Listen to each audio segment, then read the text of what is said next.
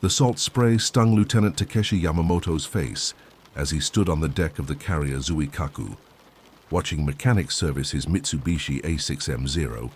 The morning sun cast long shadows across the flight deck, and somewhere in the distance gulls cried over the endless expanse of the Pacific. It was May 1943, and the war that had begun with such promise now felt different, heavier. The Americans were no longer retreating. Takeshi had been flying for 18 months, and in that time, he'd seen things that would have seemed impossible in those early days after Pearl Harbor. He'd watched friends spiral into the ocean, their aircraft trailing black smoke. He'd seen carrier decks torn apart by bombs, heard the screams of men trapped below burning steel. But he'd also felt the surge of adrenaline when his bullets found their mark. The grim satisfaction of another enemy plane added to his tally. Today, however, something felt off. Lieutenant, his wingman, Ensign Hiroshi Nakamura, approached with a peculiar expression. The young pilot was barely 20, his face still carrying the softness of youth despite months of combat. "The intelligence officer wants to speak with you. Something about the Americans and their aircraft." Takeshi followed Hiroshi below deck to the cramped intelligence room, where Commander Saito sat surrounded by reconnaissance photographs and reports. The older officer looked up, his weathered face creased with what might have been concern or confusion.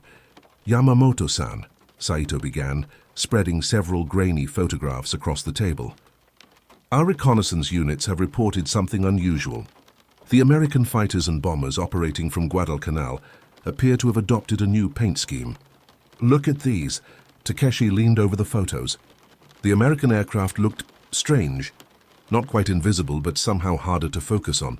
The usual sharp lines and contrasts seemed muted, almost blurred. "They're painting their aircraft for fashion now." Hiroshi laughed nervously. "Are the Americans so confident they've forgotten they're at war?" Saito didn't smile. "3 of our pilots reported difficulty tracking these aircraft during engagements yesterday. 2 of them are dead. The 3rd barely made it back." "Equipment failure," Takeshi said dismissively, though something in his gut twisted. Poor visibility. The sun was in their eyes. "Perhaps." Saito tapped the photographs. "But be alert. Something about these aircraft is different. Across 3,000 miles of ocean, on the humid airstrip of Henderson Field in Guadalcanal, First Lieutenant James Jimmy Holloway ran his hand along the fuselage of his F-4F Wildcat. The new paint job felt no different from the old one. Just paint, after all. But the scientists from Wright Field had been adamant. This wasn't just camouflage. This was something revolutionary. "Still looks like regular paint to me," his crew chief, Sergeant Mike Torres, said, wiping sweat from his forehead. The tropical heat was relentless, turning the metal airstrip into a shimmering mirage by mid-morning. "That's kind of the point, isn't it?" Jimmy replied, though he wasn't entirely sure himself. The briefing had been technical, full of words like refractive indices and contrast reduction. What he understood was simpler. The eggheads claimed this paint would make his aircraft harder to track in combat, harder for enemy pilots to line up their shots. Jimmy had been flying combat missions for 7 months. He'd shot down 3 Zeros, watched 2 wingmen die, and crash-landed twice. He didn't put much faith in miracle solutions, but if this paint scheme gave him even a fraction of an advantage, he'd take it. "We're flying escort for the bombers at 1400 hours, he told Torres. "Make sure she's ready." "Always is, Lieutenant." The formation took off 3 hours later, 6 Wildcats escorting a group of B-17 bombers toward Japanese shipping lanes. Jimmy settled into his cockpit, the familiar smell of oil and hot metal surrounding him. Below the Pacific stretched endlessly, a vast blue desert broken only by occasional islands and the white trails of their passage. Bogies, 11 o'clock high. The radio crackled to life. "Zeros coming down!" Jimmy's heart rate spiked as he spotted them. 6 dark shapes diving from the sun, the classic Japanese attack pattern. He pushed his throttle forward, climbing to meet them. What happened next would be analyzed and debated for weeks. Takeshi had spotted the American formation from 8,000 feet. The bombers were easy targets, lumbering through the sky like fat ducks. The fighters were another matter. As he rolled into his dive, he lined up his gun sight on the lead Wildcat, a maneuver he'd performed dozens of times before. But something was wrong. The American fighter seemed to shimmer in his sight, its edges indistinct against the sky and clouds. Takeshi blinked, adjusting his approach. His bullets streamed past where the Wildcat should have been, tracers arcing uselessly into empty air. What? He didn't finish the thought before the American pilot broke hard left, rolling away with surprising agility for the normally clumsy Wildcat. Hiroshi's voice crackled over the radio. "I can't get a lock. The angles don't make sense." Takeshi tried again, pulling into position behind another American fighter. This time he led his target more, compensating for what he assumed was his own error. His bullets missed again, passing through the space where his experience told him the aircraft should be. The American pilot reversed, somehow knowing exactly where Takeshi would be. 50 caliber rounds hammered into the Zero's wing, tearing metal and fabric. Takeshi rolled desperately, breaking off the engagement. Around him, the dogfight had devolved into chaos.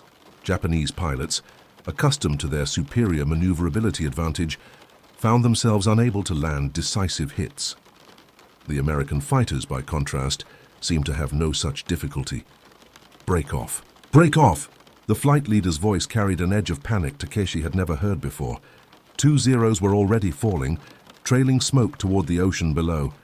A third spun out of control, its pilot slumped in the cockpit. Jimmy felt the adrenaline coursing through his veins as he tracked another Zero. Whatever the scientists had done, it was working.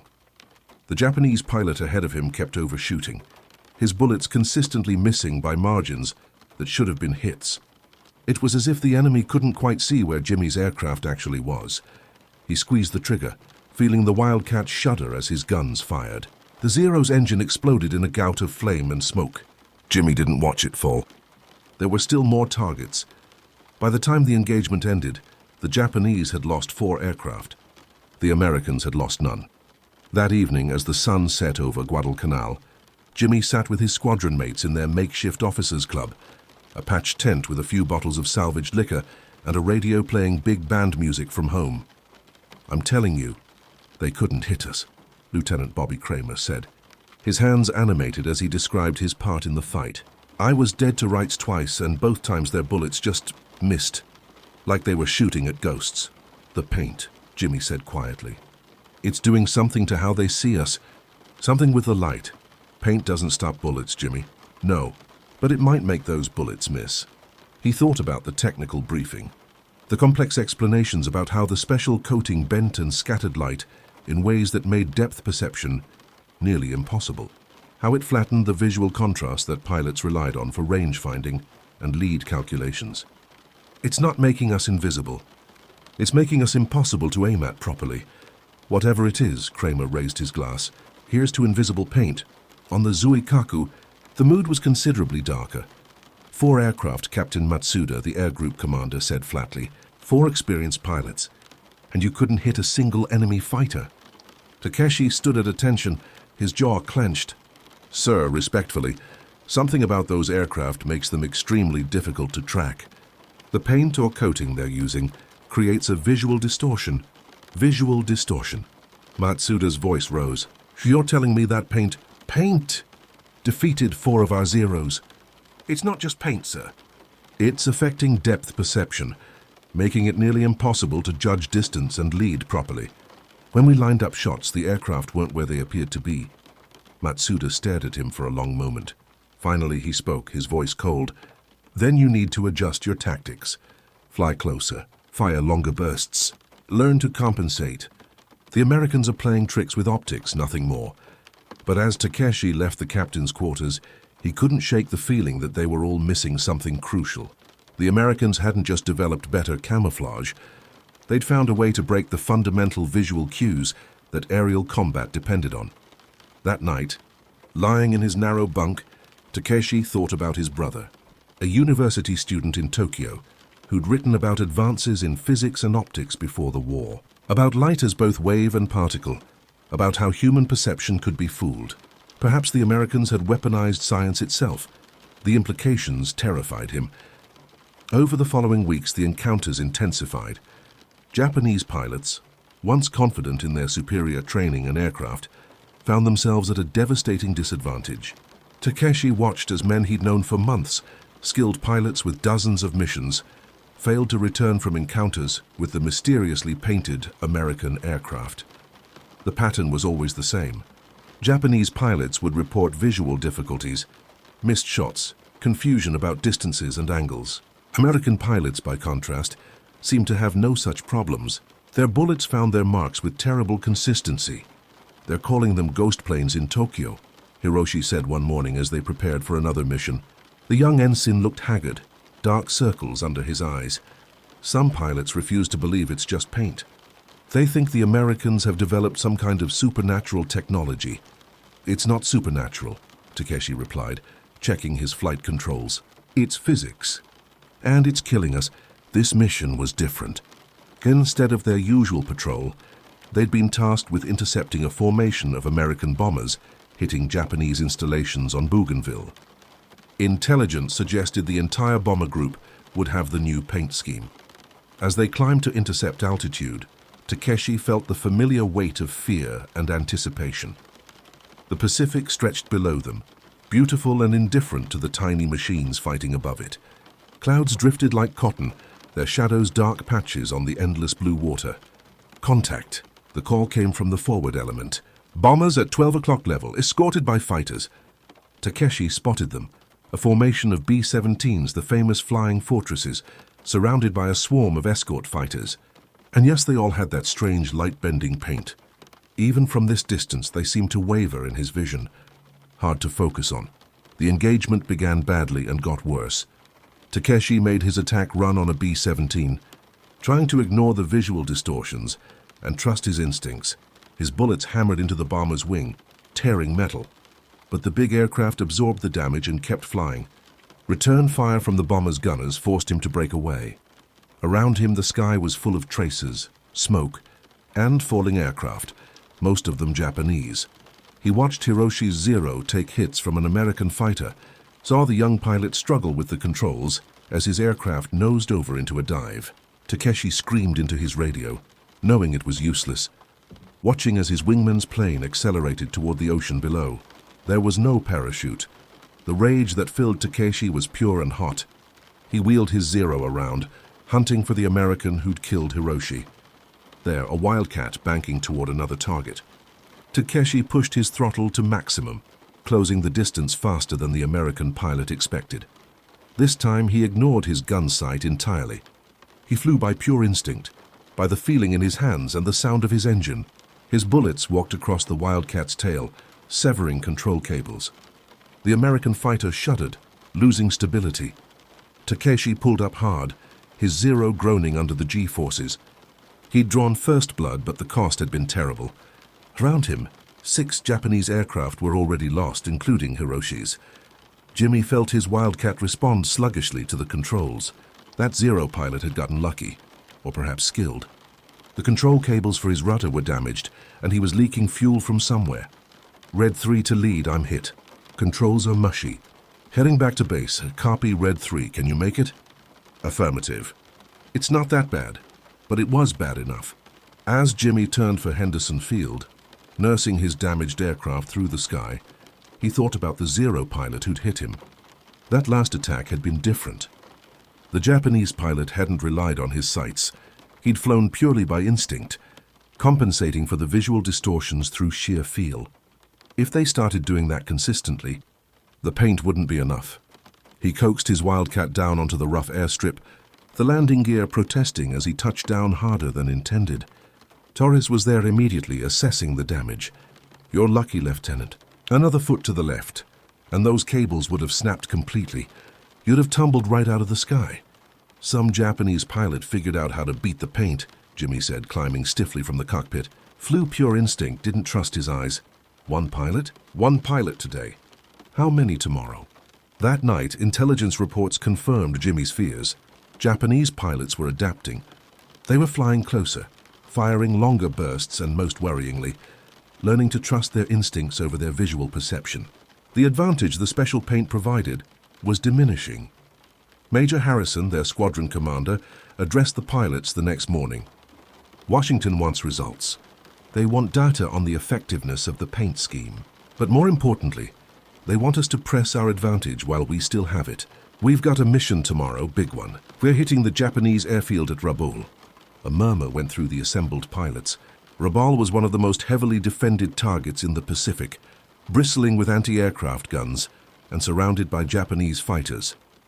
"I know it's a tough target," Harrison continued, "but right now we have an edge. In a few weeks, maybe less, the Japanese will adapt completely. We need to use this advantage while it lasts." Jimmy exchanged glances with Kramer. The other pilot looked pale but determined.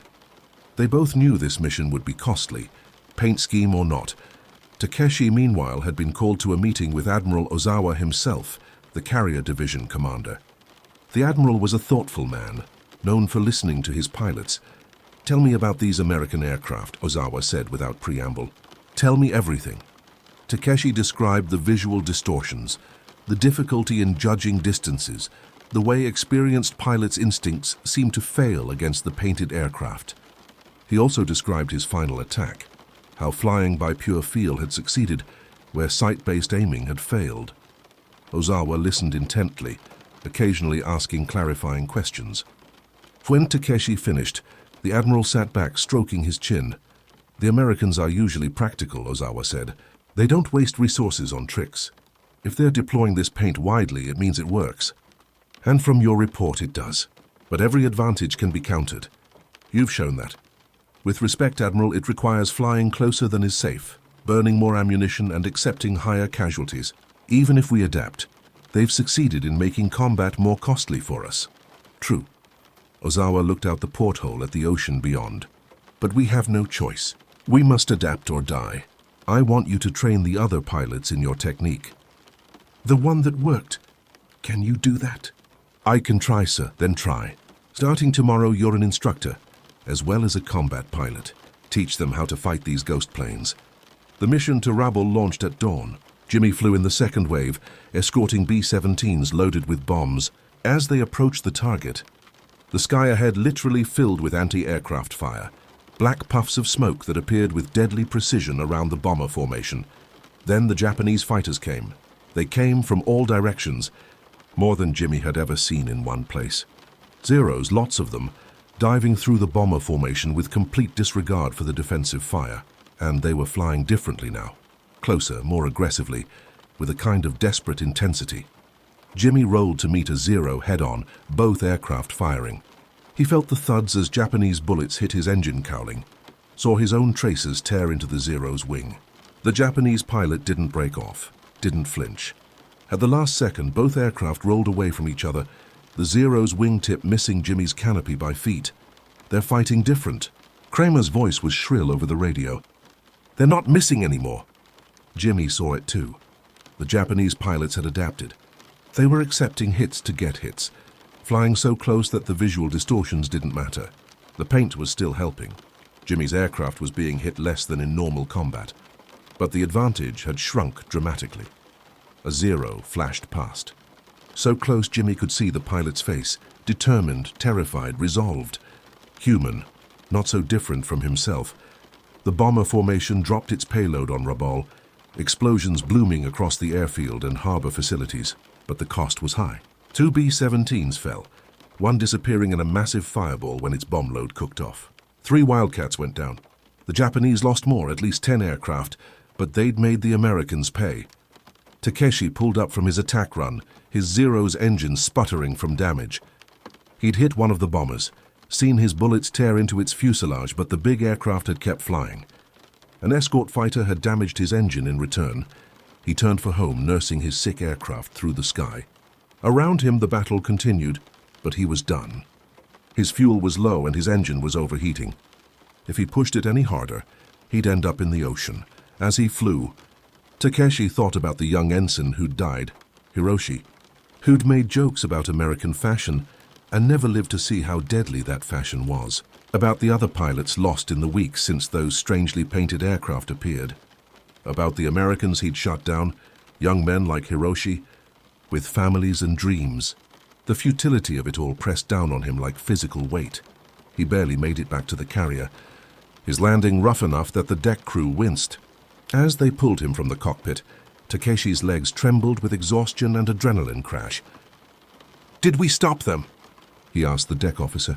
"They hit Rabaul hard, but we made them pay for it." Not enough, Takeshi thought. Never enough. Over the following months, the air war over the Pacific evolved into a brutal calculus of losses and adaptation. The American paint scheme remained effective, but Japanese pilots had learned to compensate, closing to point-blank range and trusting instinct over sight. Combat became more vicious, more personal, more costly for both sides. Jimmy flew mission after mission, each one blurring into the next. He shot down 6 more Japanese aircraft, was shot down himself once, bailing out over friendly territory with a shrapnel wound in his leg. He watched friends die, celebrated victories that felt increasingly hollow, and wrote letters home that never captured the reality of what he was living through.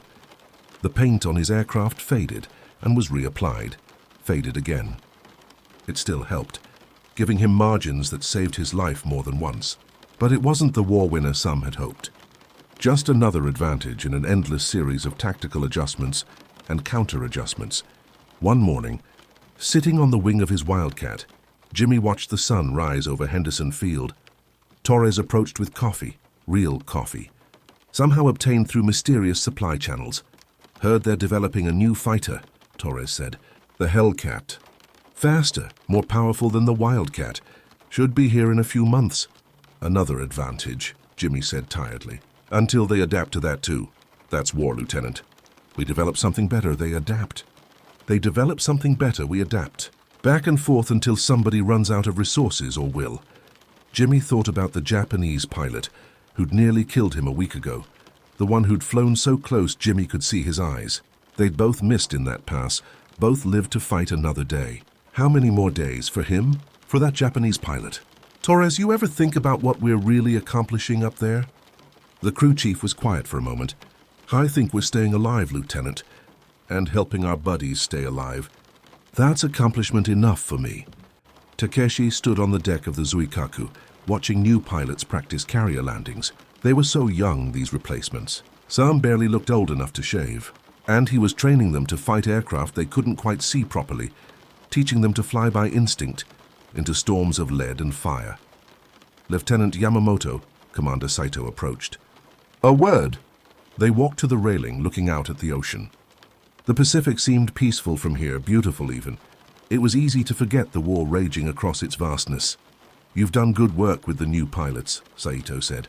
Your techniques have saved lives. Not enough of them, never enough. But that's not why I wanted to speak with you. Saito pulled out a letter. Your brother, the university student in Tokyo, he's been drafted. He'll be going to pilot training next month. Takeshi felt his blood run cold. His younger brother, Kenji, who loved poetry and physics, who'd written about light and perception and the beauty of scientific discovery.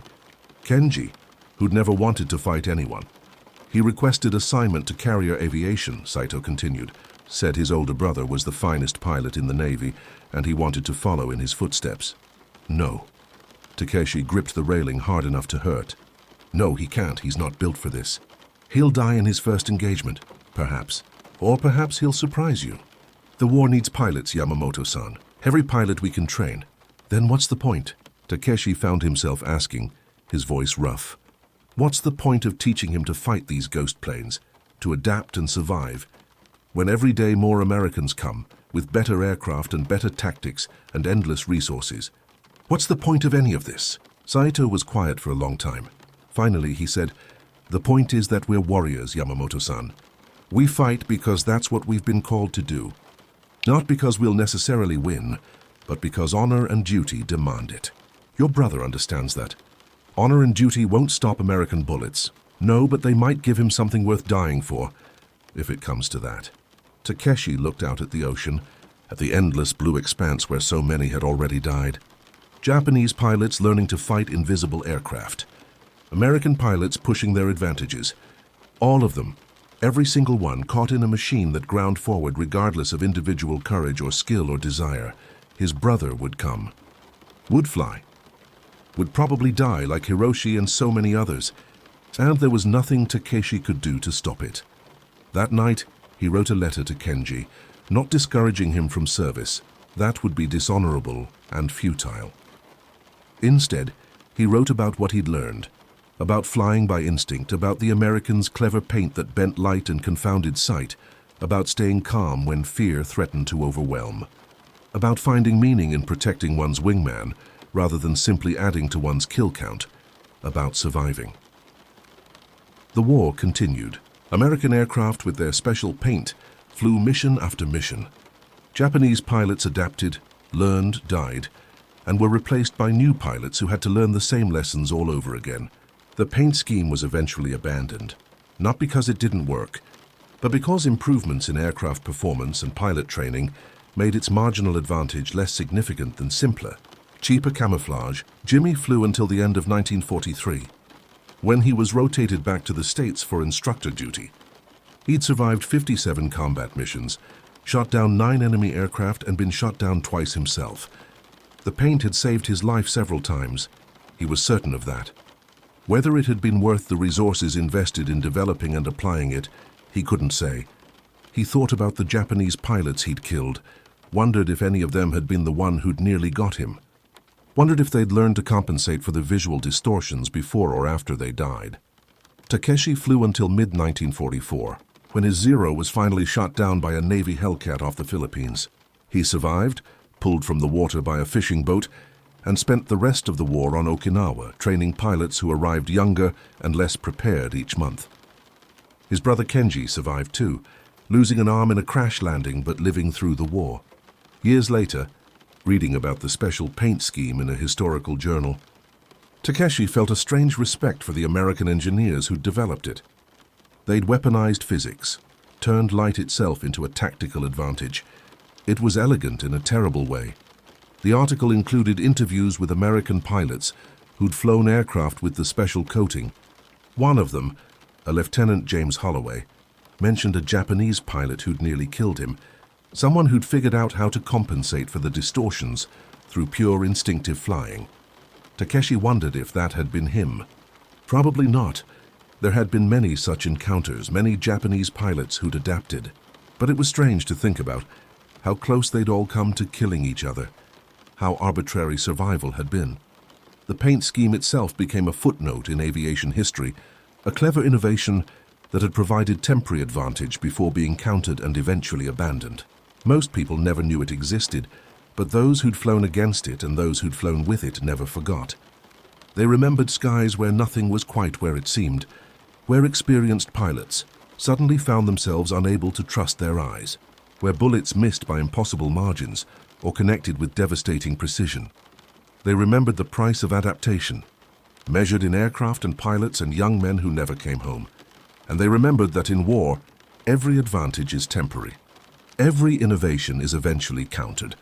Every victory is built on losses that can never be reclaimed. The special paint didn't win the war. Nothing single innovation ever does. But for a few months in 1943, it changed how men fought and died in the Pacific sky. And that was enough. Enough to save some lives, cost others, and create memories that would last long after the paint itself had faded away. The Pacific remained unchanged through it all, vast, blue and indifferent to the tiny dramas of men and machines fighting above its surface.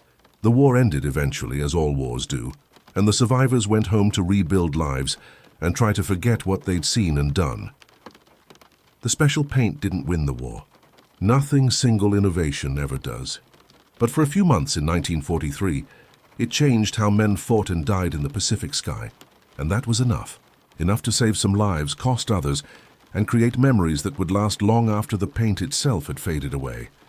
The Pacific remained unchanged through it all, vast, blue and indifferent to the tiny dramas of men and machines fighting above its surface. The war ended eventually, as all wars do, and the survivors went home to rebuild lives and try to forget what they'd seen and done. But on quiet nights, Jimmy sometimes dreamed of that moment when a Zero flashed past his canopy, so close he could see the pilot's eyes. Human eyes, terrified and determined, not so different from his own. And Takeshi, teaching physics at a university in post-war Japan, occasionally lectured about optics and light and perception, about how what we see isn't always what's actually there, about how science can be weaponized in unexpected ways, about how human beings adapt to even the strangest circumstances. His students never knew he was talking about anything other than abstract theory, but Kenji knew. And sometimes, on anniversaries of battles they'd both survived, The brothers would share sack and talk about ghost planes and invisible paint, and the strange ways that war transforms technology into tragedy, and tragedy into memory. The paint itself was forgotten, filed away in military archives and engineering reports that few would ever read.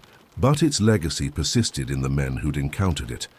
American pilots who'd felt invulnerable for a few weeks, Japanese pilots who'd learned the hard lesson that even the most confident assumptions can be shattered by innovation, and all the families who'd lost sons and brothers and fathers in the brief time when the Pacific sky belonged to aircraft that couldn't quite be seen.